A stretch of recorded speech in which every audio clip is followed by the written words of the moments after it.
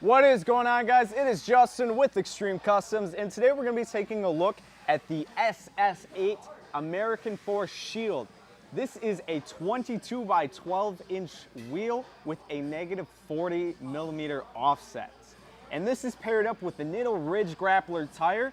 The tire specifications on this are a 35 by 12.5 R22 tire. And because it is such a, big wheel, we're going to go ahead and measure that lip. It looks like it is a 6 3/4 inch wheel, right average, right a little bit more than average. Tell me what you guys think about this in the comments section down below. Thanks guys for tuning in. If you like what you just saw, make sure you check it out in the description for some more information. Like up this page, subscribe to our YouTube channel so we can keep bringing you RealView videos of products you may be shopping for. Thanks again guys so much for supporting a true garage startup.